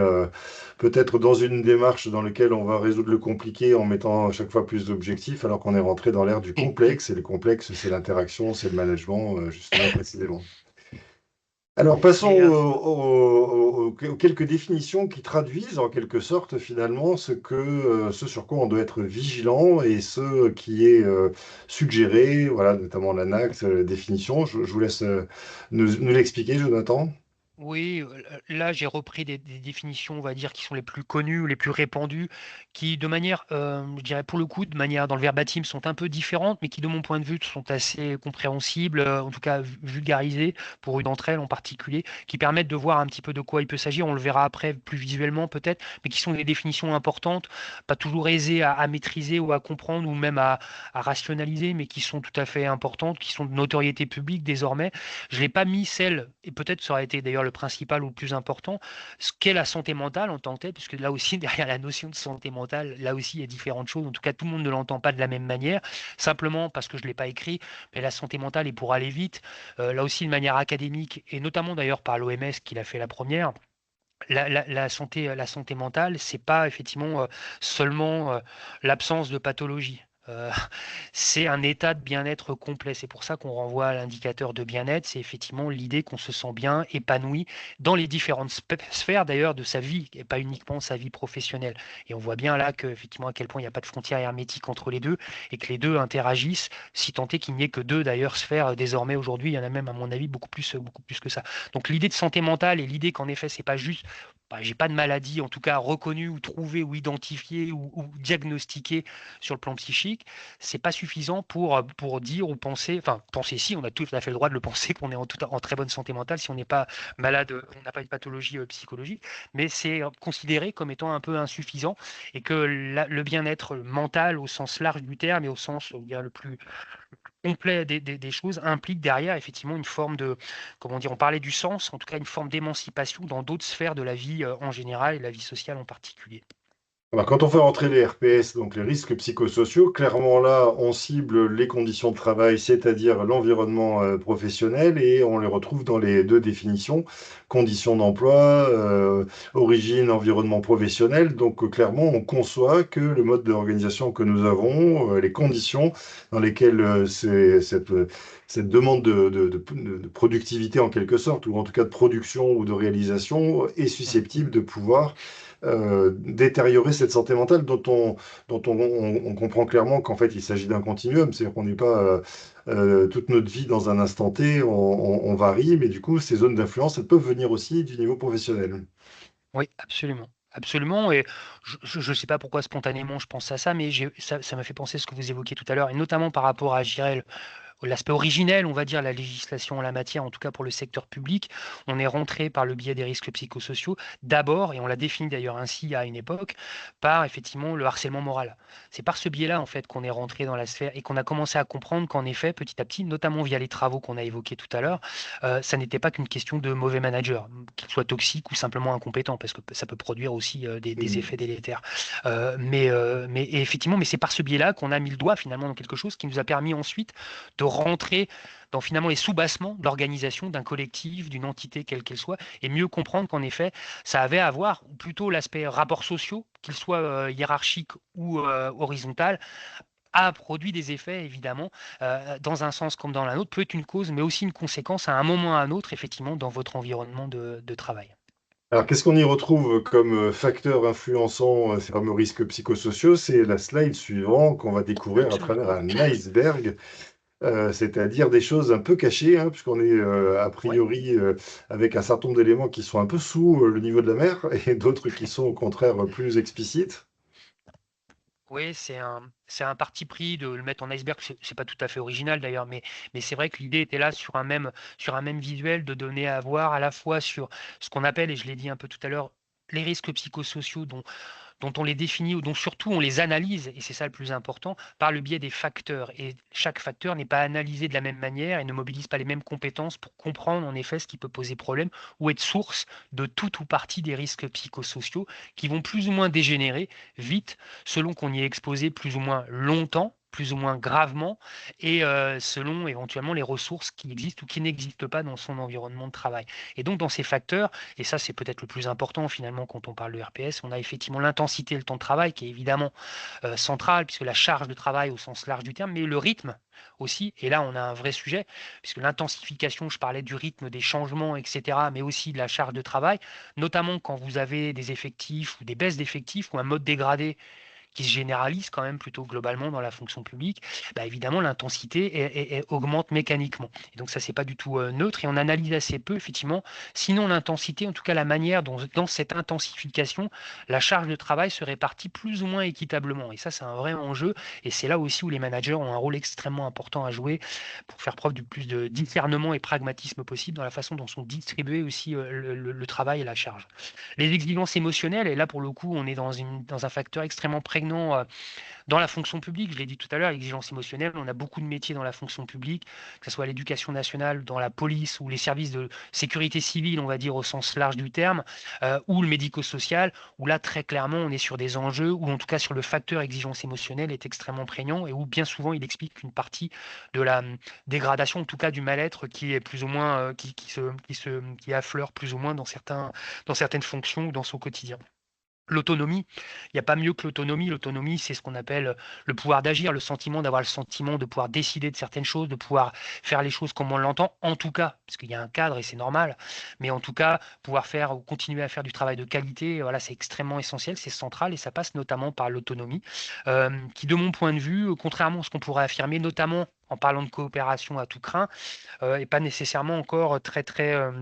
développé, ou en tout cas beaucoup utilisé dans le modèle managérial global, hein, on va dire, de la fonction publique en général. Et là aussi, là pour le coup, je généralise. Évidemment, il y a des entités sur le coup où on a des modèles managériaux et des managers qui, pour le coup, eux, ont des pratiques extrêmement participatives. Et c'est tout à fait bien, et c'est tout à fait essentiel. Des relations professionnelles, les rapports sociaux dont je parlais tout à l'heure, avec les différents acteurs, que ça soit dans l'équipe, avec les parties prenantes, les usagers en particulier, qui sont effectivement, qui ont un rôle majeur, notamment dans l'exposition des risques psychosociaux, qui n'est pas du tout neutre sur certains métiers, particulièrement qui sont en première ligne, comme on dit, en tout cas qui sont au contact direct des usagers qui peuvent là aussi être des publics extrêmement variés, aussi différents, avec des caractéristiques qui là aussi naturellement produisent des effets différents sur les agents qui sont en phase 2. L'insécurité des situations de travail, l'insécurité des situations de travail, là j'entends par là à la fois l'insécurité effectivement physique, vous l'avez dit tout à l'heure, parfois on a des agents, malheureusement on en découvre encore tous les jours, qui dans leur travail quotidien n'ont pas, je dirais, le minimum vital pour pouvoir bien faire leur travail, en tout cas de manière protégée et pleinement sécurisée. Et typiquement, les équipements de protection individuelle, etc. Ça n'a pas toujours à voir avec le fait que l'employeur ne leur a pas mis à disposition d'ailleurs, ça a parfois à voir avec le fait qu'ils s'en affranchissent. Mais ça, c'est un autre sujet, même si c'est tout à fait dans la question et dans le sujet et dans la difficulté managériale aussi qu'il peut y avoir. L'insécurité psychologique, on est dans des situations où là aussi, quand des conflits se sont beaucoup envenimés ou se sont enquistés, ou quand en effet on est en lien, y compris parfois dans des échanges plus ou moins institutionnalisés, avec des structures ou des acteurs de plus en plus exigeants, de plus en plus vindicatifs, y compris dans le dialogue social. À Marseille, on n'y échappe pas évidemment. C'est évidemment source d'insécurité psychologique avant, pendant et après la situation de travail. Et puis les conflits de valeurs, moi, c'est quelque chose sur lequel j'insiste beaucoup parce que c'est aujourd'hui, en tout cas fondamentalement, alors là c'est très empirique, mais c'est aussi de ce que je vois de plus en plus, sur la difficulté, d'ailleurs ça dit des choses de la difficulté managériale dans la fonction publique, et c'est peut-être d'ailleurs aussi un peu pour ça que beaucoup la quittent aussi, en tout cas s'épuisent, voire effectivement ne souhaitent plus au moins en tout cas devenir manager, puisque c'est un peu, je dirais, le rêve ultime de promotion, de devenir manager, parfois même à tort à mon avis, le seul et unique moyen d'avancer ou de progresser dans la carrière. Mais conflit de valeurs, effectivement, je l'ai un peu évoqué tout à l'heure,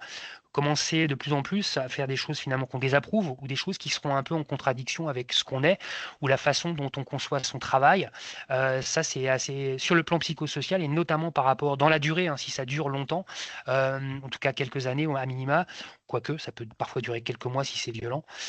ça peut être potentiellement extrêmement destructeur pour la santé mentale, effectivement. Et les questions d'éthique professionnelle sont, à mon avis, quelque chose qui occupe beaucoup la psyché des managers publics aujourd'hui.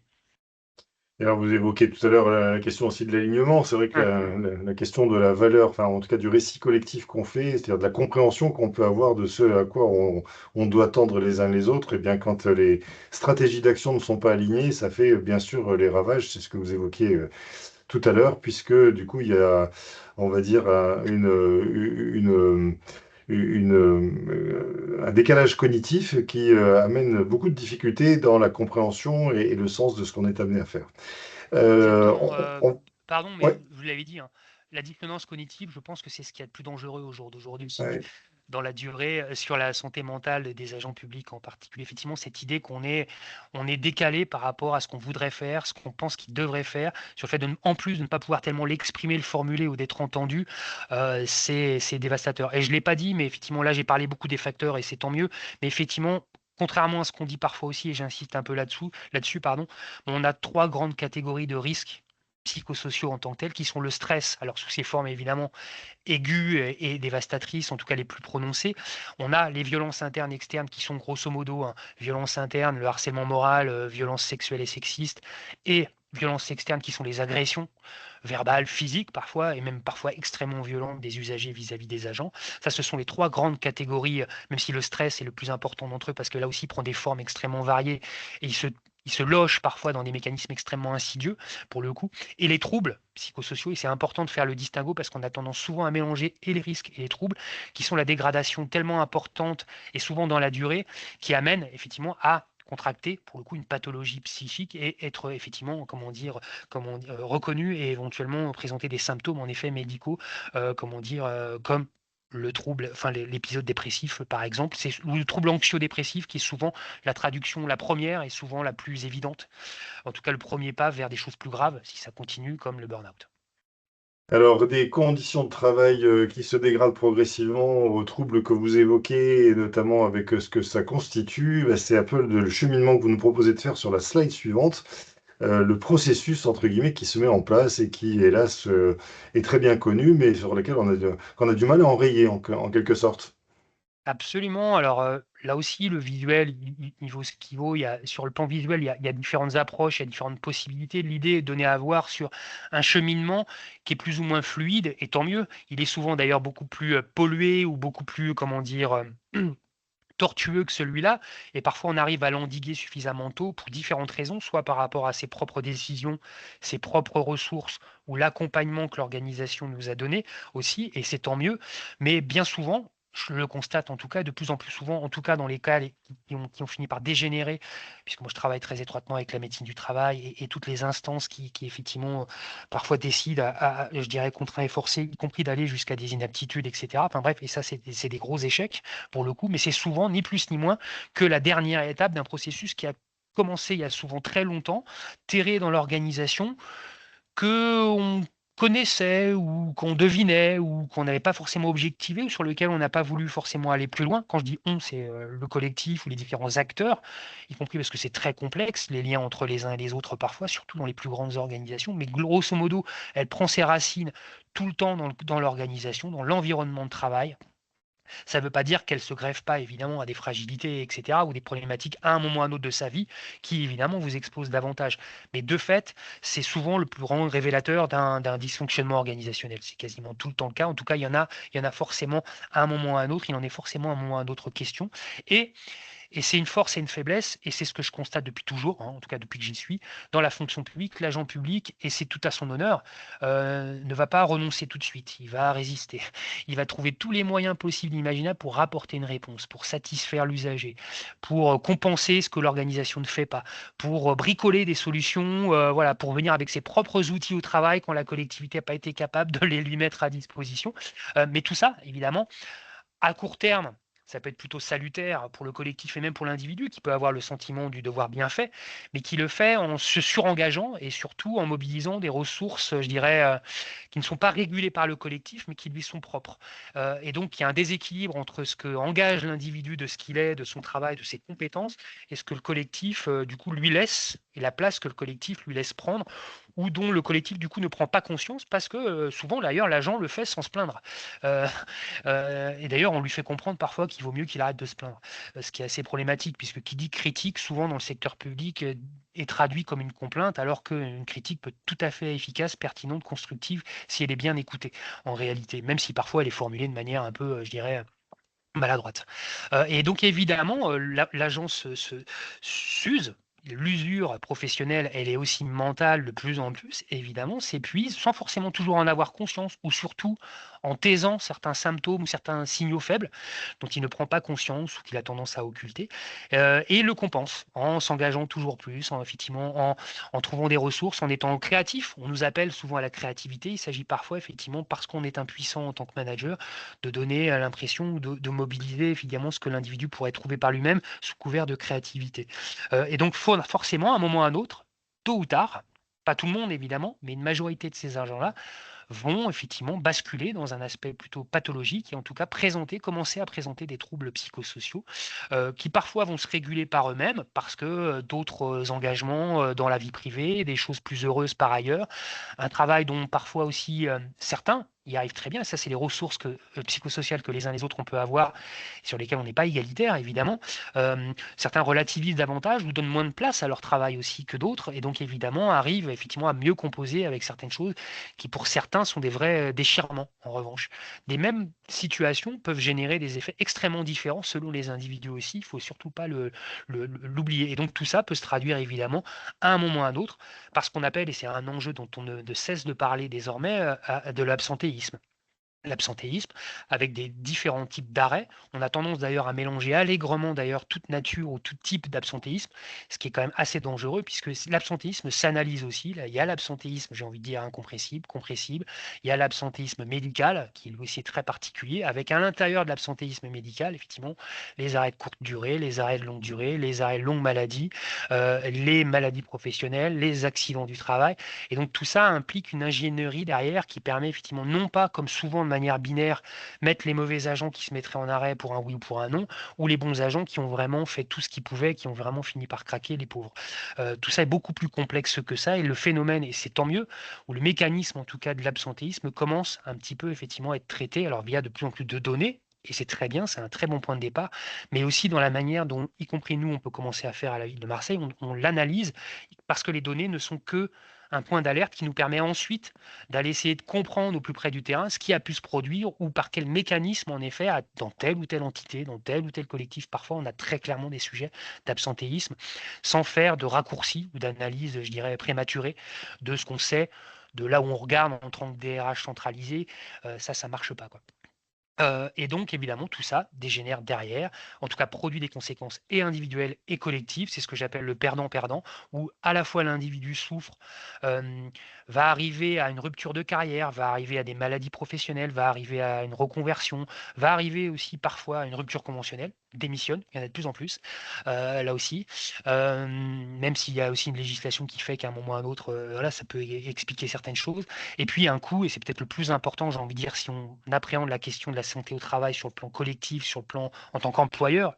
la fonction de maire employeur ou président de métropole, peu importe, où il y a un coût social, on l'a dit, qui est extrêmement important, direct et indirect, mais il y a évidemment tout un tas d'autres conséquences sur la marque employeur, l'attractivité, la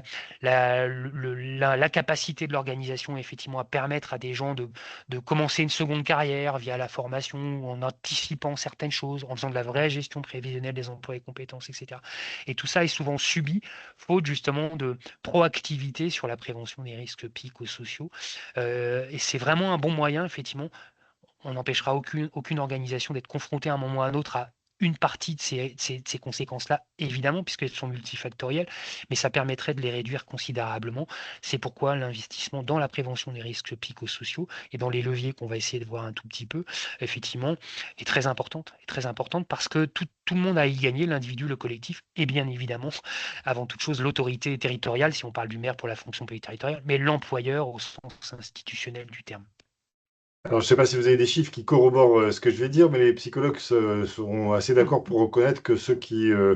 sont les plus victimes de burn-out en particulier, parce qu'il peut y avoir différentes formes de résistance, mais sont ceux qui, au contraire, sont les plus engagés, c'est-à-dire qui, du coup, arrivent jusqu'au bout de ce qu'ils peuvent produire et qui, pourtant, avaient à cœur de pouvoir aller montrer qu'ils étaient capables de trouver des solutions par eux-mêmes, hein. C'est toujours, si vous êtes à ce niveau de responsabilité, c'est vous qui allez trouver les solutions. On ne vous donne pas les ressources pour, mais on vous demande de faire toujours plus. Mais il y a aussi une autre forme de résistance qui probablement se termine pas par, alors peut-être par de l'absentéisme, mais pas par les mêmes conséquences sur le plan psychique, qui sont les résistances passives de personnes qui décident en fait de rentrer en résistance, entre guillemets, par rapport à un système qu'ils ne comprennent plus et le cadre, on va dire, statutaire de la fonction publique est tel qu'on met parfois du temps avant de commencer à penser que si l'environnement est aussi néfaste, évidemment quand c'est le cas, puisque dans la fonction publique, on a des choses très très belles et majoritaires, comme on l'a vu tout à l'heure, mais quand c'est le cas, eh ben, en fait, le sujet de savoir si on part tout de suite est pas forcément ce à quoi on pense immédiatement, même si, comme vous le disiez, on a de plus en plus de démissions et peut-être des personnes aussi qui acceptent de se prendre en charge. Alors, qu'est-ce qu'on peut faire par rapport à ça? Votre expérience, Jonathan, vous inspirez sur une jolie, alors je ne sais pas si c'est une rosace, une fleur, mais en tout cas un processus dans lequel il y a un certain nombre de points de vigilance sans doute à mettre en œuvre. Oui, ce sont de mon point de vue effectivement différents piliers. Alors, on peut rarement faire de manière aussi fluide et aussi linéaire, d'une certaine manière, tout ça. Ça, c'est un peu un modèle idéal de ce sur quoi il faut agir, en tout cas être vigilant pour pouvoir organiser ou, identifier, évaluer, on l'a un peu dit tout à l'heure, mais l'évaluation des risques professionnels reste quand même le principal, levier et surtout, je dirais, la première étape de tout le reste et c'est pour ça, je ne l'ai pas dit tout à l'heure, mais le document unique, on n'a pas trouvé mieux pour le moment. Alors tout dépend comment on le fait, avec qui, etc. Évidemment, mais sur le principe, c'est un formidable outil. Dès lors que là aussi, et c'est encore assez récent, et même dans certaines structures que je connais bien, on a encore beaucoup de progrès en la matière, qui traduisent aussi je dirais, le retard, un tout petit peu, je ne sais pas si c'est le terme exact, mais qu'on peut avoir dans la fonction publique sur l'introduction de la problématique, en tout cas de l'évaluation des risques psychosociaux dans le document unique qui est parfois absent et parfois extrêmement réductrice dans la manière dont on peut l'appréhender, soit harcèlement, soit effectivement accompagnement psychologique en cas de crise. Voilà, je caricature un peu, mais il y a énormément de choses beaucoup plus complexes en réalité à évaluer sur le phénomène dans les documents uniques. Et on a beaucoup de travail à faire en la matière, mais c'est de mon point de vue, et c'est là où je veux en venir, sur l'idée d'une politique ou d'un processus, en effet, de management de la qualité de votre travail, commence de toute façon, en tout état de cause, quoi qu'on en dise ou en pense, en tout cas c'est ma conviction profonde, par de la prévention des risques psychosociaux. Il n'y a pas de qualité de vie au travail digne de ce nom sans prévention des risques psychosociaux. L'inverse, en revanche, peut exister. Mais pas dans ce sens-là, ça ne marche pas. Et donc pour ça, effectivement, il faut à la fois avoir une démarche de prévention au sens classique du terme académique et réglementaire des choses sur les outils qui sont effectivement les documents uniques, le Papri Pacte, etc. Mais aussi évidemment le fonctionnement de l'organisation qui s'appuie, qui se repose et qui pilote, je dirais, de manière la plus articulée possible. Et c'est peut-être là que l'enjeu se situe, comment on arrive à faire coopérer des acteurs extrêmement hétérogènes, extrêmement variables, dans un processus décisionnel de plus en plus complexe, où on a à la fois des instances qui sont censées effectivement coordonner, décider, accompagner certaines choses, à la fois dans le dialogue social, mais aussi dans le dialogue professionnel, avec des choses extrêmement cadrées, extrêmement normées, sur des sujets qui en plus sont extrêmement dynamiques, voire même effectivement posent des questions tous les jours. Et donc suivre ça en temps réel, c'est un vœu pieux, il faut surtout pas y compter, ou en tout cas l'espérer. En revanche, vous pouvez mettre en place des processus, des outils et même des procédures, et c'est pas un gros mot, hein, les procédures, ce sont plutôt de bons garde-fous, si là aussi ils ne sont pas une fin en soi, vous permettent effectivement, et c'est pour ça je l'ai formulé en tout cas sur des verbes, des verbes bien particuliers, des verbes d'action en revanche, où effectivement, si vous n'assurez pas le dialogue social, ou par exemple, effectivement, par exemple, au jour d'aujourd'hui, c'est de mon point de vue assez révélateur de certaines choses dans la fonction publique, on a encore très très peu d'accords collectifs sur la qualité de votre travail dans la fonction publique. On n'en a pas. C'est pas un sujet. En tout cas, ça commence à le devenir. Seulement maintenant, un tout petit peu, un sujet de dialogue social par excellence. Or, les conditions de travail, si c'est pas le sujet par excellence des conditions de travail, c'est quand même difficilement compréhensible. Mais ça ne commence seulement à l'être véritablement parce que pendant très longtemps, à l'échelle du dialogue social, y compris dans les instances en bonne et due forme, on parle beaucoup d'un empilement de cas individuels plutôt que de considérations effectivement qui ont à voir avec le fonctionnement de l'organisation, ses collectifs, sa structure, son management. Ça commence à être le cas et pour le faire, il faut évidemment structurer une approche, des processus et surtout introduire le sujet, voire même mobiliser des travaux à part entière et ça prend beaucoup de temps où on travaille en amont avec les partenaires sociaux sur ces sujets-là pour essayer effectivement d'arriver à des orientations qui soient partagées et qu'ensuite, en effet, elles puissent infuser dans la manière dont, petit à petit, on fait évoluer la manière de travailler, de coopérer à l'intérieur des organisations, toute entité concernée, de la police municipale au service technique. Je dis ça parce que là aussi, on a des cultures évidemment qui sont extrêmement différentes. Je ne l'ai pas évoqué, mais l'aspect métier est évidemment extrêmement important. Et ça ne veut pas dire qu'il faut tout faire de la même manière. Il faut une forme d'homogénéité, mais il faut bien évidemment aussi dans l'approche opérationnelle, la mise en action, la traduction opérationnelle de tout ça, des approches qui permettent aussi de tenir compte bien évidemment des logiques métiers. Alors, je vous propose, je vois le temps aussi, l'heure qui Oui, je tourne vois aussi. à toute vitesse, on est tous sujets à cette contrainte-là, de revenir sur ce qu'on a évoqué tout à l'heure, les questions de prévention, hein, ceux qui sont un peu habitués, on va dire, savent qu'il y a ces trois niveaux que vous avez présentés, enfin très rapidement, enfin qu'on a évoqués plus exactement. Alors, pourquoi c'est important, on va dire, de se souvenir qu'il faut bien agir sur ces trois niveaux. Et puis, il y avait aussi la question que vous avez évoquée tout à l'heure entre la tâche qu'on donne prescrite et puis la tâche réelle, qui fait partie également des éléments importants. Voilà, je vous laisse ensuite continuer Oui, sur je l'analyse de pense qu'effectivement, l'activité. pour les plus, le champ de la prévention générale, il n'y a pas vraiment de surprise, mais ça reste, ça peut paraître effectivement enfoncer des portes ouvertes, mais c'est un vrai enjeu dans le sens où on en parle beaucoup, on l'écrit de plus en plus, et c'est tant mieux. Il y a de plus en plus d'ailleurs de choses qui sortent, voire même de gens qui impulsent des démarches visant à, sinon faire adhérer, en tout cas sensibiliser les décideurs, les employeurs notamment, mais pas que, sur l'importance de cet écart entre le travail prescrit et le travail réel. L'activité doit être au cœur des échanges, de la discussion. L'implication de ceux qui savent, donc les agents pour ce qui nous concerne, est très importante et ça, c'est le travail réel. J'y ajouterais, ce qui n'est pas forcément le cas là, je l'ai un peu dit tout à l'heure, de la même manière qu'avec la charge de travail, qui est la charge prescrite, la charge réelle et la charge vécue, il y a le travail vécu. Si on va jusqu'au bout de la logique, il faudrait aussi voir, essayer de mesurer dans quelle mesure il peut y avoir un écart entre le travail réel et le travail vécu, puisque même le contenu propre, j'ai envie de dire très concret de l'activité réelle, ne produit pas les mêmes effets dans le vécu ou dans la psyché de chaque agent. Donc ça, c'est très compliqué, mais ça a à voir notamment avec les mécanismes que vous avez expliqués tout à l'heure, de la dissonance cognitive, qui ne manque pas de se poser tous les jours, plusieurs fois par jour, à chaque agent qui perçoit un écart entre non seulement le travail théorique prescrit par les décideurs qui ne savent même pas que vous existez, le travail réel et le travail vécu tel que vous vivez par rapport à qui vous êtes, par rapport à ce que vous savez faire et par rapport à ce que vous avez fait aussi, ou ce que vous avez peut-être même à offrir à l'employeur qui n'en connaît bien souvent pas la moitié. Et donc l'idée de la prévention primaire, secondaire, tertiaire, grosso modo, au jour d'aujourd'hui, on est assez friand, en tout cas assez abouti sur la prévention tertiaire, et c'est tant mieux, qui est la réparation finalement d'un dommage, quel qu'il soit. Si c'est un dommage psychique, bah, évidemment, on a parfois des gens malheureusement des travailleurs qui se suicident ou des agents qui ont vécu un grave traumatisme, une agression ou quoi au caisse. Pour réparer ce traumatisme, on prend en charge, on accompagne ces agents sur le moment,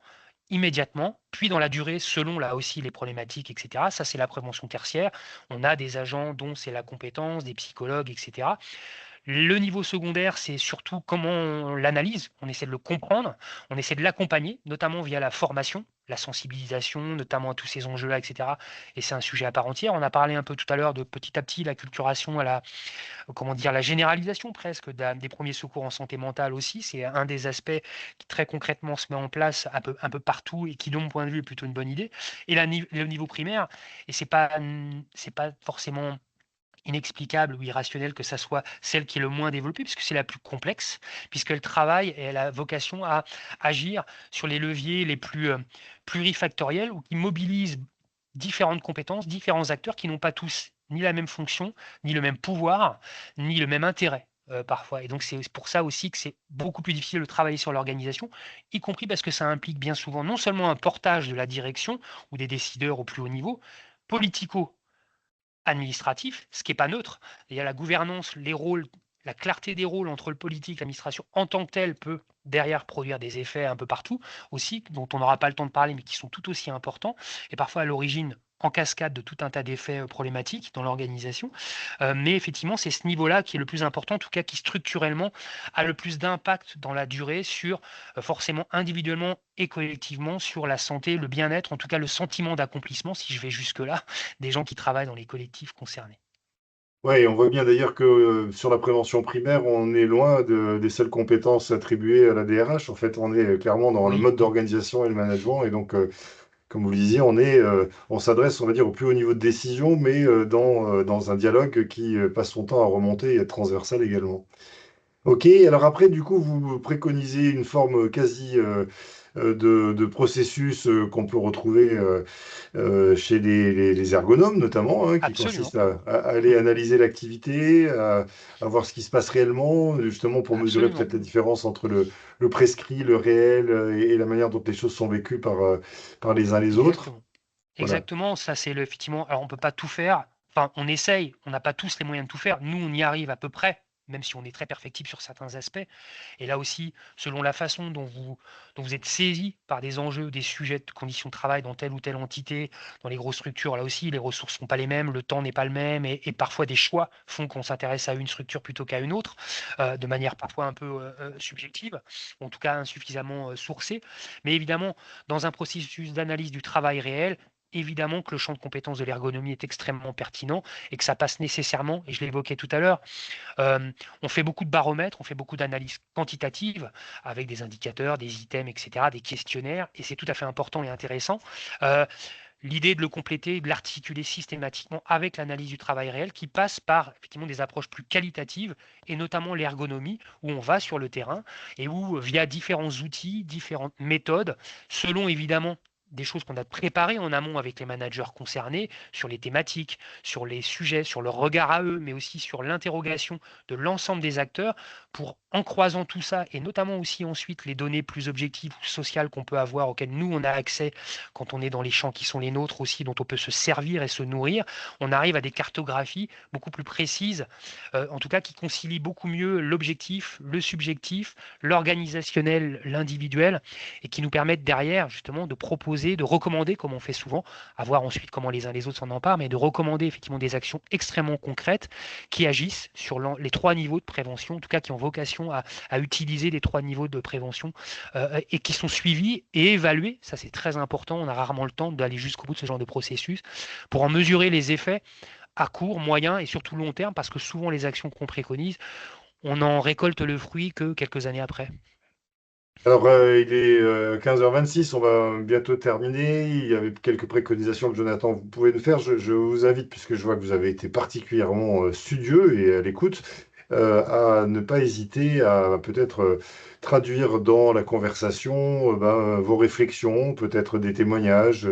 notamment qui pourraient porter sur ce que vous avez pu mettre en place sur la prévention primaire, la prévention secondaire, voilà, des bonnes pratiques qui pourraient être échangées. C'est vrai que le format webinaire se prête peu à des échanges. Il y a d'autres formats que nous proposons dans le cadre du Handipact qui sont plus dédiés à ça, mais n'empêche que on peut peut-être s'inspirer de vos bonnes pratiques et je pense notamment à la prévention, enfin aux différents modes de prévention. Donc voilà, je vous invite à ne pas hésiter à le faire et on verra s'il y a aussi des questions. Peut-être voilà, revenir sur quelques éléments, mais alors du coup en les survolant parce qu'il nous reste vraiment 3-4 minutes sur ce qu'on peut dire, on va dire, de la manière dont on pilote, puisqu'on parlait tout à l'heure de management, dont on pilote les différentes formes de prévention. Alors, c'est difficile selon, là aussi, parce que l'environnement de la fonction publique, il est extrêmement complexe, il est varié, voilà, il y a des cultures différentes, mais de fait, si on prend l'aspect prévention des risques psychosociaux, de fait, il faut évidemment mobiliser, en tout cas essayer autant que possible de mobiliser, et on n'a pas toujours les moyens ni les ressources, effectivement, l'ensemble des acteurs, l'ensemble des compétences, en tout cas mobiliser autant que possible si on veut analyser le travail correctement, effectivement, à la fois l'ergonomie, la psychologie du travail, s'appuyer sur des dispositifs parfois obligatoires. Hein. Les signalements désormais de harcèlement, etc., sont des bons indicateurs, sont aussi des données qui donnent à voir ou qui permettent parfois de traiter des situations certes individuelles, mais aussi d'apporter des réponses, voire même d'identifier des problématiques souvent beaucoup plus complexes que du simple harcèlement à l'intérieur de certaines organisations. En partant d'une obligation réglementaire, on peut aller effectivement analyser le travail. Il y a évidemment le réseau des préventeurs, les conseillers de prévention, les assistants de prévention, c'est quelque chose d'absolument essentiel. Comment on les accompagne, comment on les soutient, comment on les forme pour être en mesure peut-être pas de faire tout ça, mais à minima, effectivement, de sensibiliser l'organisation à tous ces enjeux-là, tous ces sujets-là, et à les accompagner peu ou prou y compris les réorienter parfois vers d'autres acteurs. Je pense notamment chez nous à la fonction publique territoriale. On a énormément de communes, parmi les plus petites, c'est les plus nombreuses dans le paysage français, qui, si elles n'ont pas de centre de gestion qui propose des prestations risques psychosociaux, bah, elles ne peuvent rien faire. Elles n'ont absolument pas les moyens ni de compétences en interne pour pouvoir ne serait-ce que respecter leurs obligations. Donc ça, c'est évidemment important, mais en tout cas, il faut aussi connaître le réseau d'acteurs, y compris externes, qui peut exister parfois pour pouvoir éventuellement aller travailler sur ces sujets-là. Évidemment, il y a le respect du dialogue social dans les instances obligatoires, formation spécialisée, etc. Ça, c'est très important. En tout cas, faire en sorte que le sujet de la qualité de vie au travail et des risques psychosociaux, il soit pleinement appréhendé, ça, c'est très important. Ce qu'on appelle, nous, de plus en plus, et la littérature en fait beaucoup, et dans les rétex, on a beaucoup d'employeurs au jour d'aujourd'hui qui insistent beaucoup là-dessus, aussi bien dans l'hospitalière, si on prend la PHP, qu'à l'État dans différents ministères, les espaces de discussion sur le travail qui peuvent paraître aller de soi, en tout cas qui, moi, en tant qu'ancien manager, me semblait aller de soi dans la pratique managériale de partir des situations très concrètes que rencontrent les agents, mais qui est assez peu répandue et dont on essaie de faire en sorte qu'ils soient accompagnés, animés, ou dont on forme certains managers pour faire en sorte qu'à l'intérieur de leur processus interne décisionnel, la question du travail, de l'activité des agents, à partir de problématiques concrètes, souvent des irritants d'ailleurs, soit traitée pleinement, mais que les solutions préconisées soient validées et surtout, évidemment, formulées et mises en œuvre par les agents eux-mêmes. Il n'y a rien de tel que de le faire. C'est pas très compliqué, il faut se donner le temps, il faut avoir un tout petit peu de méthode et un ou deux outils. C'est très important et c'est souvent extrêmement salvateur, ne serait-ce que pour désamorcer parfois aussi certaines tensions dont on fait semblant qu'effectivement elles n'existent pas. Alors, on a parlé des équilibres à plusieurs reprises, et notamment dans les modes de management, d'organisation. Et donc, pour finir, je vous propose cette belle balance que vous nous avez confectionnée sur Ouais. les systèmes de contraintes et de ressources, parce que clairement, on a vu que la santé mentale, pour revenir là-dessus, était bien sûr le juste équilibre entre les contraintes qui nous exposent et qui parfois nous donnent du stress parce qu'en fait on n'arrive pas à comprendre comment on va faire, et puis aussi les ressources qu'on est capable d'aller trouver. Donc voilà, très rapidement, parce qu'il est déjà Mm. 15h30, si vous voulez Ouais, bien, dis-moi. Jonathan, nous faire une explication de texte de cette balance. Oui, là, c'est un modèle que nous, on a créé, alors qui n'est pas complètement innovant. Il s'inspire là aussi de beaucoup de littérature existante, qui est le fruit d'un travail de différentes structures, mais où on voit, et c'est souvent, je l'ai dit d'ailleurs tout à l'heure, une forme d'équilibre, que ce soit sur la question des risques psychosociaux ou autres, dans le travail ou ailleurs, y compris dans la sphère sociale, une balance, un équilibre qu'individuellement ou collectivement, on arrive à trouver ou à bon an, mal an réguler pour faire en sorte qu'il y ait toujours un équilibre et qu'autant que possible, ça soit plutôt favorable aux côtés des ressources plutôt qu'aux côtés des contraintes, de manière à ce que, bon an, mal an, on ait le sentiment que, effectivement, de se retrouver dans son travail, en tout cas d'avoir un certain nombre de facteurs de satisfaction qui rendent certaines contraintes un petit peu plus facilement acceptables ou moins frustrantes. Et ça repose, évidemment, tout n'est pas là. Mais ça repose du côté des contraintes sur ce que j'ai un peu évoqué, la charge de travail, les injonctions contradictoires qui sont de plus en plus nombreuses, ce fameux écart entre le travail prescrit et le travail réel, les tensions de rôle, c'est de mon point de vue un bon concept pour parfois, notamment dans la fonction publique territoriale, où les rôles qui nous sont assignés en tant que manager entre les élus, les partenaires, les usagers, votre manager, vos collègues, etc., sont parfois extrêmement différents, les attentes donc extrêmement, extrêmement variées, et c'est extrêmement difficile de toutes les satisfaire, c'est même quasiment impossible, et il ne faut surtout pas essayer, sinon on explose en vol. Les conflits éthiques, qui sont de mon point de vue quelque chose de très important, et puis du côté des ressources, effectivement, le soutien organisationnel perçu, alors c'est un concept universitaire, mais c'est ni plus ni moins que la fameuse solidarité, le soutien qu'on trouve dans le dialogue, l'échange avec ses collègues, la solidarité, qui s'exprime parfois dans des moments de crise, mais sur lesquels on peut capitaliser, l'autonomie, la marge de manœuvre, je dirais, ce que moi j'appelle la subsidiarité, quand on en a la possibilité, en tout cas la latitude selon les fonctions qui sont les nôtres et le pouvoir quelque part qui est le nôtre,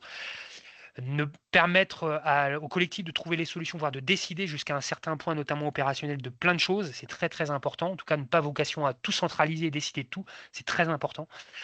Les espaces de discussion sur le travail, où on part du réel, on parle du quotidien et de l'activité des agents, et on les écoute et surtout on les reconnaît. On les reconnaît ne serait-ce qu'en s'intéressant à leur métier. Moi, j'ai managé des très grosses structures avec beaucoup de métiers très différents. Si vous ne vous intéressez pas, et surtout si vous ne connaissez pas un petit peu les métiers de chacun, ça ne peut pas marcher.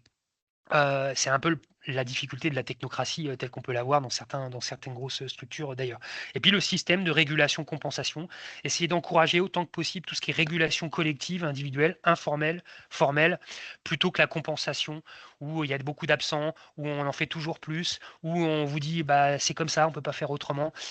Ça, c'est pas viable. Merci beaucoup, Jonathan. J'ai conscience que nous avons 3 minutes de retard et que vous aviez sans doute d'autres obligations. Si vous êtes, on va dire, si vous avez le sentiment de repartir avec des choses qui vont pouvoir vous aider, je vous invite à réagir justement sur la petite icône. Vous pouvez même applaudir Jonathan pour le travail qu'il a produit et Merci. qu'il nous livre gracieusement, au fruit de son expérience. Dernière information sur les prochains événements que Julia nous montre maintenant. Il y a donc une pause réseau le 2 avril sur la rencontre du Clubhouse. Il y a un présentiel demi-journée sur engager les managers dans l'accompagnement des agents. C'était d'ailleurs un peu le sujet aussi du jour, même si ce n'était pas central dans la définition. Et puis la fameuse cérémonie des trophées en Nouvelle-Aquitaine à la Cité internationale de la bande dessinée à Angoulême, qui sera le 26 mai. Donc je vous rappelle pour ceux qui le découvrent que le FIP a souhaité identifier, faire émerger, faire remonter et pouvoir aussi mieux partager les bonnes pratiques, que ce soit de recrutement, de maintien, de communication. Et donc il y a eu déjà il y a un nombre impressionnant, on va dire, de dossiers qui ont été déposés et il y aura donc une sélection qui va être faite avec une remise des prix et bien sûr une présentation de ces bonnes pratiques. Donc, si vous ne vous êtes pas encore inscrit, je vous invite, je vous encourage fortement à le faire. Encore une fois, mille merci, Jonathan. C'était passionnant de vous écouter, d'avoir ce fil conducteur sur une approche qui était celle effectivement de la compréhension qu'on peut avoir et des enseignements qu'on peut tirer de ces dernières années. Je vous souhaite à toutes et à tous une excellente fin de journée et ben, j'espère vous retrouver prochainement sur l'une ou l'autre de nos actions du Handipact.